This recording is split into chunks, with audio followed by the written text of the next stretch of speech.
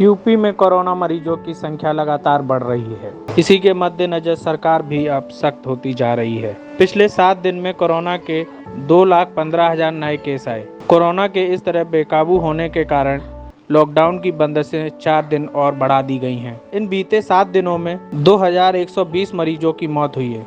देश में active case के लिहाज से यूपी चौथे नंबर पर है। रोजाना 25 से 30 हजार संक्रमण के नए केस मिल रहे हैं। इन्हीं सब कारणों से यूपी सरकार ने फैसला लिया है कि उत्तर प्रदेश में लॉकडाउन अब 10 मई तक रहेगा।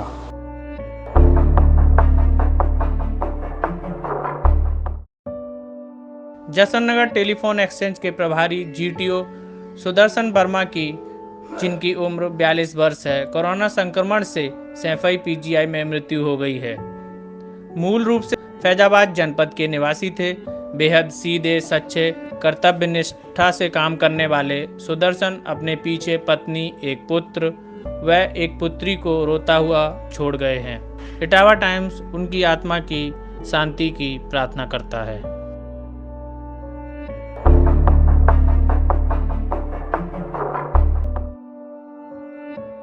नारायण ग्रुप ऑफ इंस्टीट्यूशन का बड़ा फैसला। कोरोना महामारी से निराश्रित हुए बच्चों को निःशुल्क डिग्री तक देगा शिक्षा। इसकी जानकारी हरिकिशोर तिवारी जी ने दी।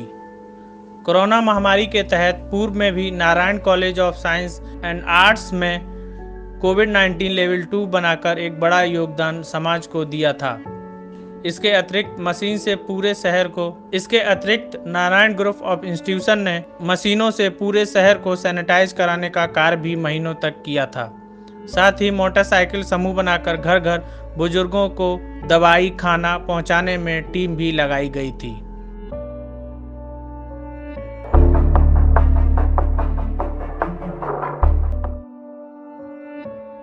इटावा जनपद के L2 कोविड अस्पताल की बदहाल व्यवस्था जारी। जनपद के सीएमओ बदले लेकिन बदली नहीं बदहाल व्यवस्था। अस्पताल में ऑक्सीजन सिलेंडर हैं लेकिन उनको प्रयोग करने के लिए नहीं है रेगुलेटर। मरीजों को बाहर से 1,000 रुपये प्रतिदिन के हिसाब से लेने पड़ रहे हैं रेगुलेटर। जनपद में आए नए सीएमओ ने माना बदहाल मिली व्यवस्थाएं सुधरने में थोड़ा समय लगेगा। अस्पताल में डॉक्टर और मैन पावर की कमी को स्वीकार किया है। बदहाल व्यवस्थाओं के चलते प्रतिदिन 3 से 4 मरीजों की मौत हो रही है।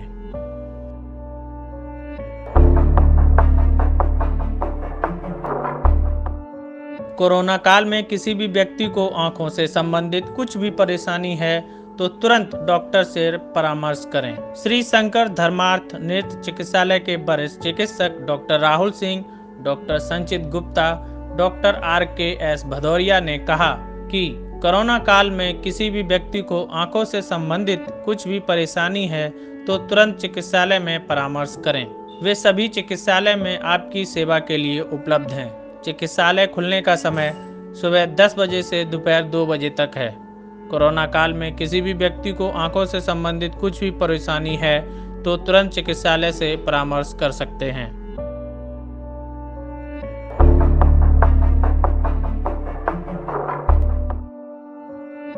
प्रदेश के साथ साथ इटावा में भी कोरोना मरीजों की संख्या अब लगातार बढ़ रही है। आज 222 लोग पॉजिटिव संक्रमित मरीज मिले। साथ ही जो डिस्चार्ज हुए हैं उनकी संख्या 203 है। आज 2 लोगों की मृत्यु हुई है। अब तक एक्टिव केसों की संख्या इटावा जनपद में 2,261 है।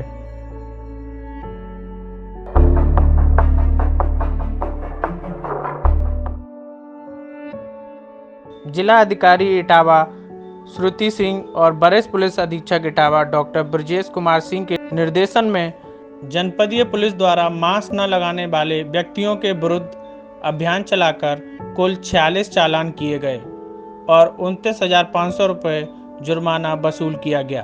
कोरोना महामारी से बचाव हेतु और लॉकडाउन का पालन कराने हेतु वरिष्ठ पुलिस अधीक्षक इटावा द्वारा स्वयं विभिन्न थाना क्षेत्रों का भ्रमण किया गया और लॉकडाउन का पालन कराने हेतु लोगों को जागरूक किया गया।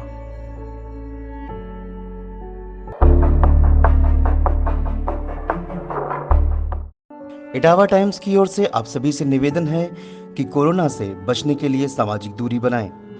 अपने हाथ साबुन से धोते रहें और फेस मास्क अवश्य लगाएं और साथ ही अनावश्यक रूप से घर से बाहर न निकलें।